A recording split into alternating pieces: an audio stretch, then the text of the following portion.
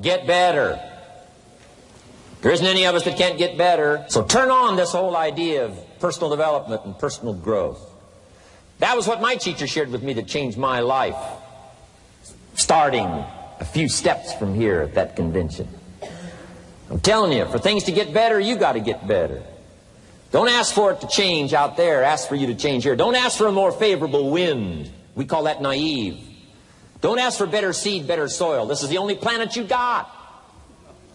Just ask that you can get wiser and stronger and better and be able to take care of your own responsibilities.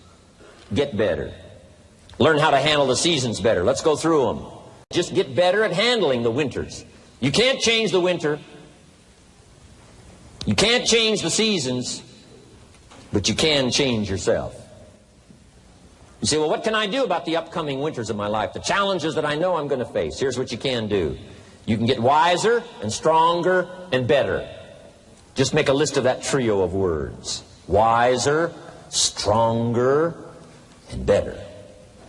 Go home smarter than you came. Go home with more ideas than you came with.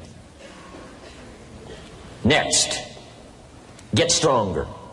You can develop the muscle. You can develop the courage muscle. You can develop the inspiration muscle. You can develop the dedication muscle. You can get stronger. There isn't anybody here that can't get stronger. Next time we see you, may not even recognize you. How strong you're going to be able to become in language, in style, in personality, the ability to cope, the ability to handle with anything that happens, no matter what happens. And the third one is get better. We can all get better. I've gotten better. First talk I gave, I stood up, my mind sat back down. But here's the secret to my success. I stood up and did it again. I stood up and I did it again. And I did it again, and I did it again all those many years ago. I did it when I was scared, and I did it when I didn't want to, and I did it when I was ill. And I did it when it didn't work well, and I did it when they didn't appreciate it, and I didn't a lot of times when I didn't know much what I was doing. I just did it anyway. And now all these years later, I'm asked to walk on this stage with the greatest introduction I've ever had, greatest response and welcome I've ever had, the greatest opportunity I've ever had to touch this many lives with a mixture of words and heart and soul. I got better. I got better day by day and week by week and month by month. And I'm asking you to do the same thing until you can develop a long arm and a long reach, until you can develop influence that won't quit. Touch people next year you couldn't touch this year. Touch people now you couldn't touch before. Conduct a meeting now you couldn't conduct before. Heart and soul now mixed in there that wasn't there, missing before. I'm asking all of you to get better in spite of the winters, in spite of the downturn, the money downturn, the social downturn, the personal downturn, whatever it is. Just get stronger. Get better. The key is not to wish for a better winter. The key is to wish for more strength, more wisdom, more courage, get better, get wiser, get stronger. Here's number 2. Learn to take advantage of the spring. Spring means opportunity. And we've got a fresh spring going here. It's called a spring like no other. A spring, an opportunity like no other for you. But here's the clue. Spring is not a guarantee of a harvest in the fall and the autumn harvest time. Here's what you must learn to do. Underline the 2 words if you're taking notes. Take advantage. Take advantage of the spring. Don't just be faked out by the spring because the nice weather has come and looks like everything is going to be a lot better. The winter's finally passed. The spring is here. I'm telling you, that's not going to do it for you. Just because the spring is here, it's not going to do it for you. You got to seize it with your own 2 hands and take advantage. Read the books. Study the tapes. Go back through your notes. Get ready to cash in on the spring. And now there's a sense of urgency here. Here's why. Spring doesn't last that long. Let's take advantage of it. It's called take advantage of the spring. And there's also an urgency here. How many springs have you got in a lifetime? Not very many. Life is brief at the longest. The Beatles wrote, life is very short. And for John Lennon, it was extra short. For Michael Landon, it was extra short. But it is short. There's an urgency here. Don't waste your springs. Don't just let them pass, hoping the time will pass. Take advantage. Last year it was seize the moment. And I'm asking you now this season to seize the spring opportunity. You've got a new organization going, seize the spring. You've got a new distributor going, seize the spring. You've got a new life situation going, seize the spring. Take advantage of it. Don't let it pass without giving it the best of your two hands and your attention. Number 3, first, learn how to handle the winter. Second, take advantage of the spring. Number 3, in the summer, learn to nourish and protect. We've got some major challenges now come summertime. One is to nourish our values, take care of them, feed them. Don't let them go hungry. Don't let them go wanting in nourishment and care. And then here's something else we've got to do in the summer. Defend ourselves against the enemies. Summertime is a unique time. It's a time of opportunity. It's also a time of challenge. But whatever threatens you, I'm asking you to threaten it back. Take care of your responsibility, but don't take anything off of anybody. Somebody wants to destroy your chances for a good future by their negative talk, negative thinking, putting it all down. I'm telling you, walk away if you have to. Walk away. Whatever threatens you, threaten it back. Whatever threatens your opportunity, threaten it back. Now, some of our enemies are on the outside, but here's the most important thing to understand. Some of our enemies are on the inside. Let me give you a quick list. Indifference. You got to do battle with your own indifference. Boy, it's easy to coast, especially if you've accomplished something, extraordinary. Now, somebody says, I got to relax. Here's the key. Not too long. The weeds will take all you plant if you rest too long. Don't rest too long. Indecision. You got to make those decisions. The ones that don't turn out to be good gives you experience to make better decisions. Don't let much time go by without making some decisions. The ones that you can make quickly, make them quickly. The ones that take time, take your time. But get those decisions made. Don't let indecision be an enemy, rob you of the future, empty your bank account, leave you with zero in the purse. Don't let that happen. The next one is doubt. Sure, there's doubts on the outside. People doubt that America's going to make it. People doubt that Europe's going to make it. People doubt that Russia's going to make it, that Poland's going to make it, that Czechoslovakia's going to make it. They doubt the whole world is going to make it. But I'm asking you not to pick up all those doubts. I'm asking you to have some faith, have some courage, believe, drive your doubts into a small corner. Don't let them loose like a mad dog, drive you into a small corner. Don't doubt the future. Don't doubt the possibilities. Don't doubt the extraordinary gifts that your distributors bring to your organization. Don't doubt that. And here's the most important one of all. Don't doubt yourself. If I've got miracle working power to change my life, so do you. If I've got the ability to change, so do you. If I've got the ability to read, so do you. If I can discover, so can you. If I can grow, you can grow. If I can develop, you can develop. If I can get an invitation like I got 6 years ago, help take something around the world, so can you. If I can stand on this platform, Idaho farm boy raised in obscurity, so can you. If the millionaire team can do it, president's team can do it, walk off with the diamonds, the trophies, so can you. I'm asking you, don't sell yourself short. We haven't sold you short. That's why Mark, Larry, and Dr. Katzen and I have decided to invest a big share of our life these 4 days in being with all of you. If we didn't think you were worth it, we wouldn't have showed up. We don't need to conduct another meeting. We don't need to walk on another stage. We don't need to get up early like we get up. Don't need it. Except for the challenge and the opportunity to invest in this many people's lives who wouldn't get up early. To have a chance to work miracles and invest in this many people's lives and help turn the world upside down for better nutrition called Herbalife. To a lot of people, ambition is kind of a mystery. The dictionary says it's an eager desire for distinction, power, or fame. But what does that really mean? Well, let's start with the word eager. All by itself, eager is kind of exciting. Kids are eager for their birthday parties. They expect to be the center of attention, get lots of presents, eat too much. I guess grown-ups are eager for birthdays too. Unless, of course, they're embarrassed that the number of candles on the cake outnumber their achievements. But we can be eager to see a ball game, eager to see our kids in a dance recital, eager to see an old friend, eager to shop for a new car.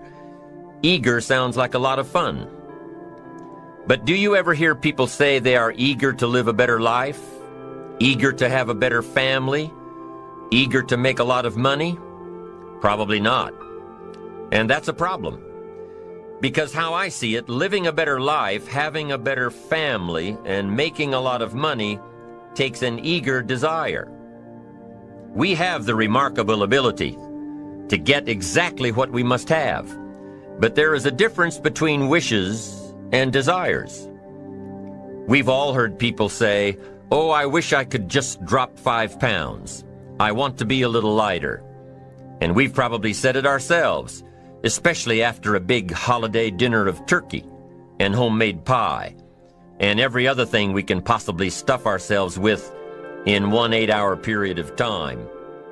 And even though we may wish we could breathe a little easier in our clothing, we have to have the desire to exercise a little more and eat a little less. The "I wish I could lose weight" has to become, "I have the eager desire to lose weight." I'm also sure you've heard people talk about wishing they had more money to pay the bills, or take a vacation, or just to take a little pressure off of life. But before their lifestyle can change, their wish needs to become a desire. If they really desired change, they wouldn't spend their evenings just watching TV and wishing they were doing something more. The backbone of an eager desire to change is discipline.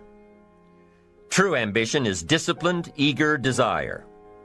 It's that little part within us that says, if I want to be ready for that meeting tomorrow, I need to finish preparing for it today.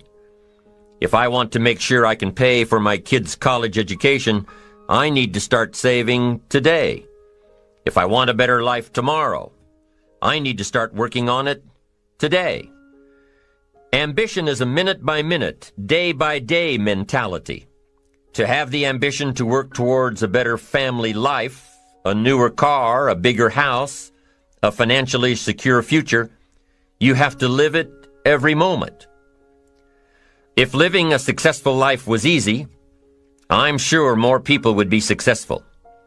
If just being ambitious was enough, I'm sure all of the broke and perplexed people in the world wouldn't be broke and perplexed. While most people spend most of their lives struggling to earn a living, a much smaller number seem to have everything going their way. Instead of just earning a living, the smaller group is busily working at building and enjoying a fortune. Everything just seems to work out for them. And here sits the much larger group, wondering in awe on how life can be so unfair, complicated, and unjust. So what's the major difference between the little group with so much and the larger group with so little? Despite all the factors that affect our lives, like the kind of parents we have, the schools we attended, the part of the country we grew up in, none has as much potential power for doing good as the ability to dream. Dreams are a projection of the kind of life we want to lead. Dreams can drive you. Dreams can make you skip over obstacles. When we allow our dreams to pull us, they unleash a creative force that can overpower everything in our way. To unleash this power, though, your dreams must be well defined. A fuzzy future has little pull power. Well-defined dreams are not fuzzy. Wishes are fuzzy. To really achieve your dreams, to really have your future plans pull you, your dreams must be vivid. One of the issues Mr. James dealt with in his lifetime was, what does it mean to be a success, a significant person? After years of pondering this question, William James described success as a combination of two things. Number one, an inner ideal which is followed persistently with courage. And number two, outer achievement related to that ideal. Let's go back to number one, an inner ideal which is followed persistently with courage. I take that to mean defining a goal and having the resolve to complete it. No matter what, I'll do it or die. Promise yourself you'll read the books until your skills change. Go to the seminars until you get a handle on it. Do it until it makes sense. Practice it until you've got it right. Don't give up until you get where you want to be, however long that is. Step by step, piece by piece, book by book, seminar by seminar, do it until.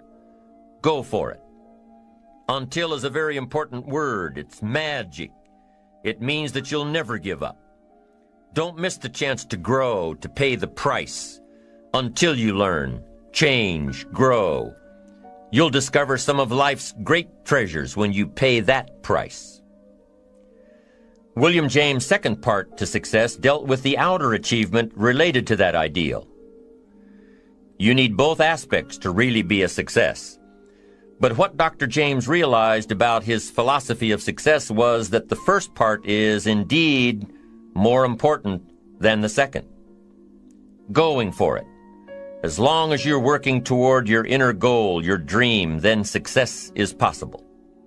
But once you give up your inner vision, then you can never become successful. You never will become successful. Until doesn't even matter. Now, maybe the person who's been working on a project for 10 years can be successful in his own right, if he's honestly working toward it, doing everything to make himself worthy of reaching the dream, really happy with where he is, doing it until. Then maybe he is a success. It's a personal thing, going for it one step at a time. Going for small accomplishments along the way for however long it takes. So let's think about this for a moment. What outside evidence or results or proof can be seen when you accomplish your goals one step at a time? You'll start to see things change around you, little things, not major things, but little everyday things, things you may not even notice unless you are paying attention. If you're one of those who'd rather stay up late and get up late, only to discover that your workplace doesn't fit your schedule, and you roll out of bed cursing the alarm clock every morning, maybe you could start with the little change of going to bed half an hour earlier than normal. And maybe you'll see, in time of course, you can't train your body overnight, maybe you'll find out that you jump out of bed in a better mood, and that your day will start better, and that you'll get more done, and that the people around you that caused you problems aren't so hard to work with after all. It all starts by making one little change and adding to it every day. You see, you can't change what's going on around you without first changing what's going on within you. Start changing how you look at mornings, and sure enough, people will start changing how they look at you. When you start changing how you think, how you act, how you treat others, how you treat yourself, when you start responding instead of reacting to life, life will start responding to you. I'm telling you that you can do it with your lifestyle. You can do it with your sales career. You can do it with your management career. You can do it with any part of your life. You cannot believe what can happen in such a short period of time. So you ask yourself, what small changes can I start making today? Well, you can start in your car on your way to work. If you're sitting on the highway, stop-and-go traffic, moving at about 15 miles per hour tops, look at the guy or the lady sitting next to you and give them a smile, or thumbs up, or even wave. Now, some people might think you're a little strange, but hey, you'll feel better. And tomorrow, when you get into the office, how about a big cheery hello to the people at the front desk, and everyone you see on the way to your office? And when you get home tonight, how about giving your wife or husband and kids big hugs instead of collapsing on the sofa? When you start with the little things that make others happy, improve their day, you'll find that these little things add up to big ones. So what happens when you start taking charge of your own personal happiness, your own life? Do you think that these little things will somehow make a difference in meeting your goals? You bet they will. You can't do it alone. You can't be successful by yourself. It's hard to find a rich hermit, you know. The ambitious person realizes that each of us needs all of us. You all by yourself may have finalized the company's marketing plan, or finished up the sales projections, or even wrote the mission statement for the year to come. Even if you did this all by yourself, you really had the help of all of those around you who tolerated and supported your need to be undisturbed, or provided service to you during the project. Maybe you should thank those people every once in a while with a dinner certificate or a bouquet of flowers. After all, without your support team, you probably wouldn't be where you are today. You can't be successful by yourself, so thank them. Thank those around you, and let them know just how important they are to you. Be it your office personnel or your family or your friends, a thank you sure goes a long way.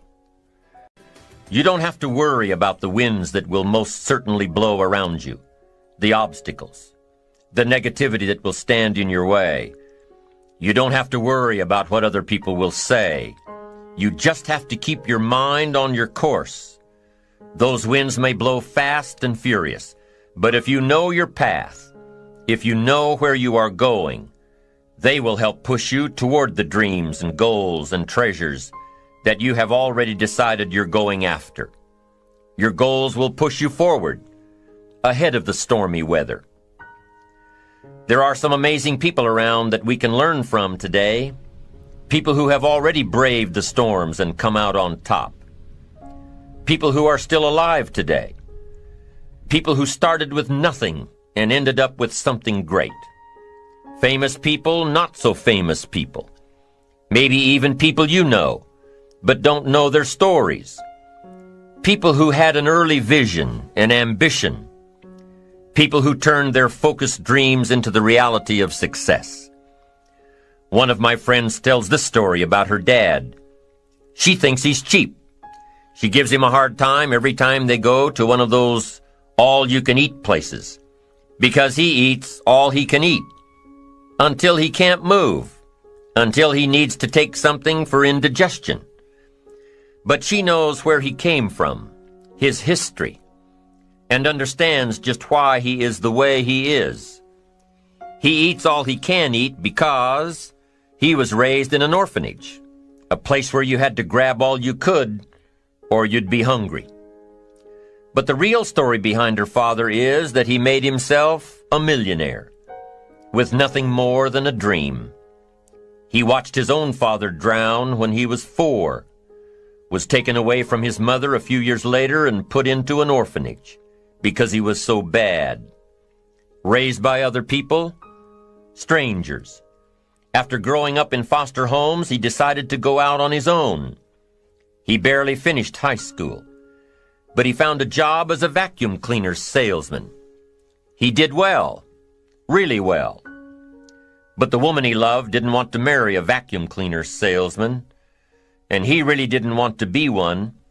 So he went to college, went on to medical school, prospered, really prospered, led a tremendously successful life as a radiologist, and is now retired, goes fishing, rides his Harley.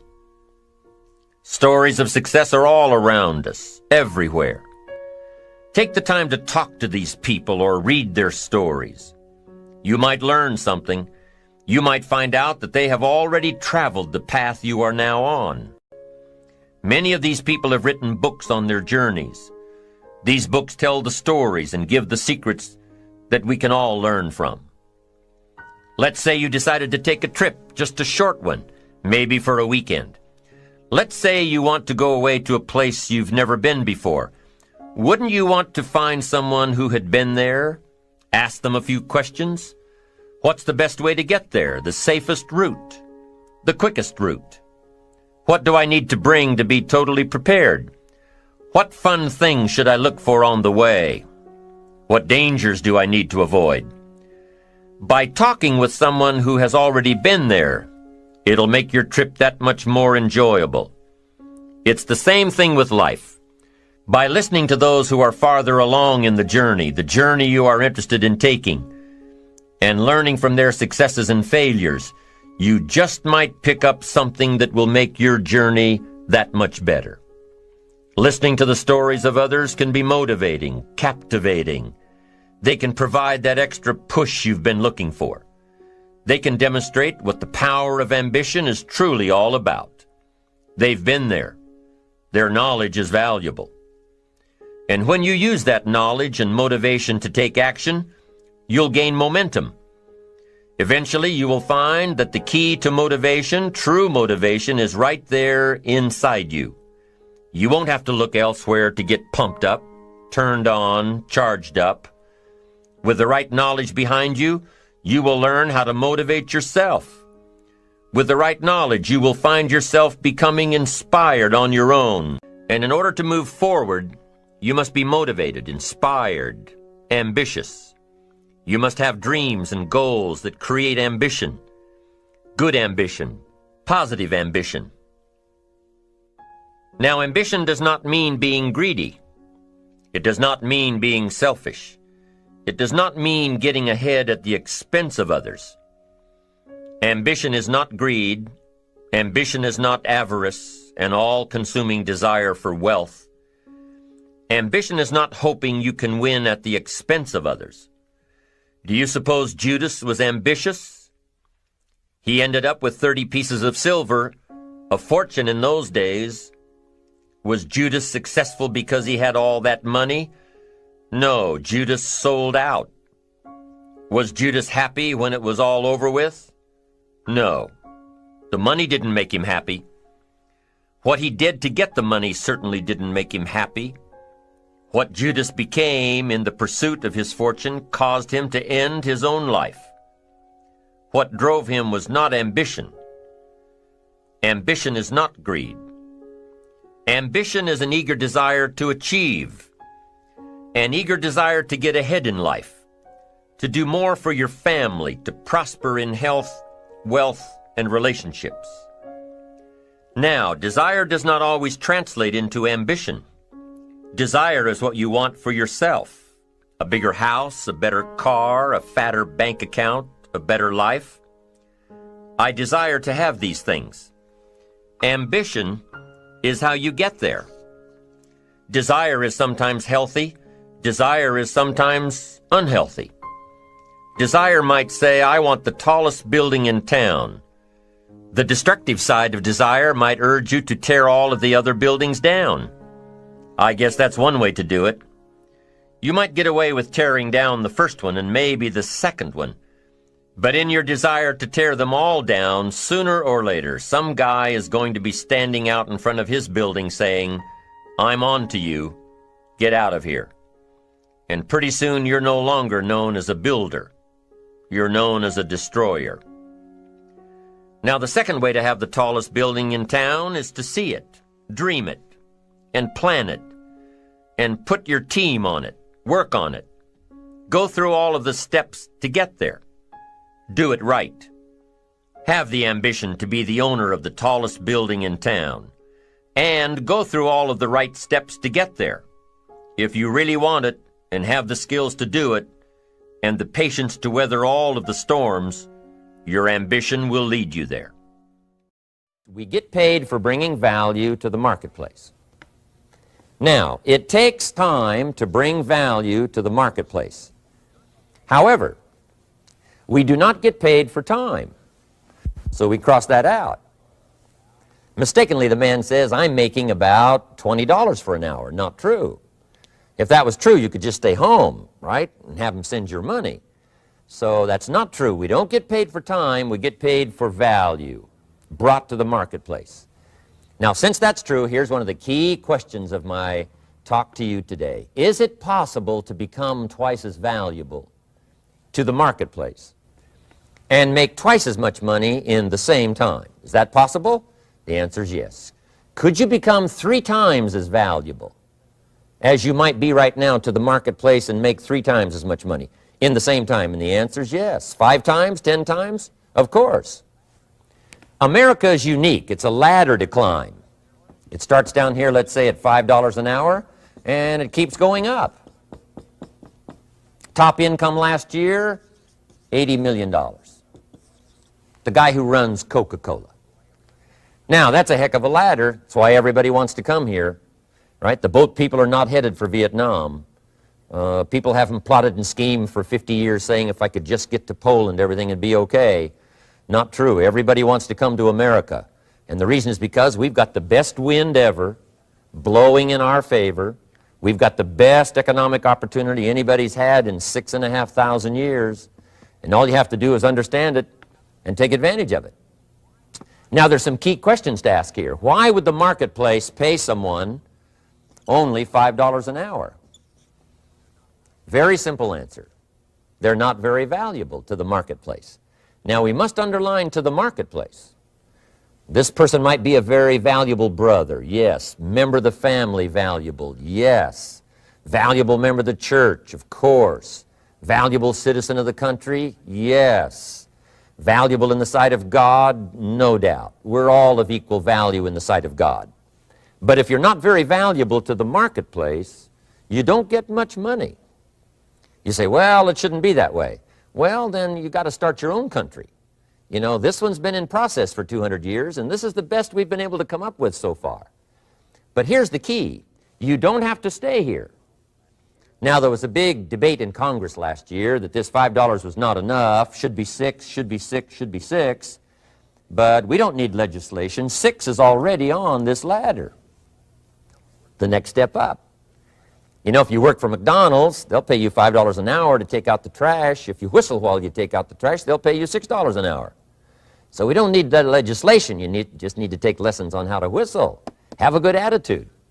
Now, as you begin to climb this ladder, why would the marketplace pay some people $50 an hour? Answer, evidently, they must be more valuable to the marketplace. 10 times more valuable. And is that possible for someone to be 10 times more valuable and earn $50 an hour instead of 5? And the answer is yes. That's what America is all about. Now, why would the marketplace pay some people $500 an hour? Evidently, this person must be much more valuable to the marketplace. That's what's important to understand, to the marketplace. And would the marketplace pay one person $80 million for 1 year's work? And the answer is, of course. If you helped a company make $1 billion, would they pay you $80 million? I'm telling you, it is possible. And that's why America is so exciting. That's why this financial ladder is so exciting. It's possible for all of this to come true for all of you, no matter where you start. As a student in school, just getting started out there in the workplace, this is all possible for you. Now, Mr. Schoaf gave me the clue on how to climb this ladder as high as I wanted to climb. Now, we're talking primarily economics here. There's a lot of other ways to become valuable to your family, valuable to your friends, valuable to the community, valuable to the team, right? Valuable to the team effort, valuable to the concert. But here's what he said to me. In climbing this ladder economically, all you have to do is work harder on yourself than you do on your job. Once I heard that, it made sense to me. I kept hoping that everything else would change around me, found out that if I went to work on myself, worked on my skills, worked on my language, if I became better than I was each year, if I grew in skills and language and vocabulary and competence, then I would become attractive to the marketplace. Not very long ago, a company called me and said, Mr. Rohn, we're expanding internationally. We'd like to have a bit of your expertise to help us. Would you give us a bit of your time? We'll add some millions to your fortune. And I said, okay. And I thought later, isn't that interesting? They would call me. Then my second thought was, of course they'd call me. Who else would they call? I can get the job done. Now, what a contrast for me, farm boy from Idaho, raised in obscurity, parents of modest means, broke when I was 25. How come I would get a telephone call and someone offer me a lot of money to help them in expanding around the world? Simple answer, evidently. Something happened to me between age 25 and where I am today. And I can tell you where it all started. From my teacher, Mr. Schoaf, who said to me, we don't have to change what's going on out there. That's the wind that's blowing. All we have to do is change what's going on in here. And now there's several ways to do that on personal development. And let me give you those ways. Here's the first one. We must learn from personal experience. Pretty simple. Learn from what happens to you. Take a look back over the last few months. Did you make some mistakes? How could you correct those for the future? Take a look back over the last year. Have you done it right or done it wrong? Let's correct it for the next year. Learn from your personal experience. Mr. Schoaf asked me when I first met him, he said, Mr. Rohn, how are you doing? You've been out there now 6 years. And I said, I'm not doing very well. He said, I suggest you not do that anymore. What a simple, swift analysis to my situation. He said, if you keep doing it, the next 6 years will be like the last 6. You don't want that to happen. Let's make the changes. So learn from your personal experience. Now here's number 2, why I came to share this video experience with you today. And that, I call it OPE, other people's experiences. That's me, other people. That's your teacher, other people. That's your friends and colleagues, other people. The people you meet that can pass along to you their experiences, what's happened to them, the mistakes they made, how they corrected them, how they changed their health and changed their bank account and changed their income and changed their future. That's it, other people. Now there's 2 kinds of people to learn from. One is failures. It's too bad failures don't give seminars, right? That would be valuable. Bring your notebook. Have them tell you how they lost it all and threw it all away, threw their health away and threw their friendships away and things didn't work out well. That would be valuable. But now then we must also learn from positive, people that have done well. They've got the health, and so we ask them, how did you become so healthy? They've got the skills, so we ask them, how did you become this skillful? They've got the income, so we ask them, how did you get here in such a short period of time? So now here's what's important in personal development. In learning from other people, we learn, number 1, by observation. We learn what we see. We watch people that are successful in what they do. In sports, we watch their disciplines. In business, we watch their disciplines. By observation, what we can see. The reason I created this video is something that you could see someone's experiences translated for you. Second, we learn by what we hear. I've got some of my lectures on cassette tapes, so you can take them with you wherever you go and learn by listening. Turn your car into a mobile classroom and listen. And then listen to the sermon on Sunday morning. Listen to the lectures. Listen to the teacher. Listen to someone who's got something good to say. And then number 3 is vitally important on personal development, and that is read all the books you can possibly read in your lifetime. Mr. Schoaf got me started on my library. I've got one of the better libraries. Haven't read everything in it, but I feel smarter just walking in it. My library. At least I was smart enough to buy it. Now I got to be smart enough to read it. And then, of course, I got to be smart enough to decide what's valuable and then do it. But this one is very important. Become a good reader. Some books that helped change my life. Mr. Schoaf recommended, of course, the Bible.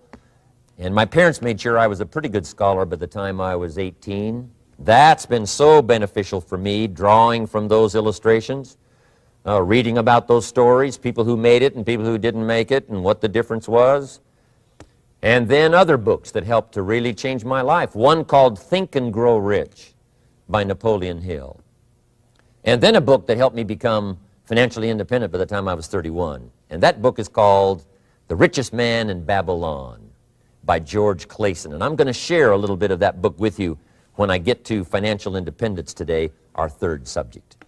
But I started reading the books, attending the classes, making sure that I got in front of people that had something good to say. And then I started keeping a journal. One of the major things my teacher taught me was to keep a journal. He said, don't trust your memory. If you hear something good, just make a little note and write it down.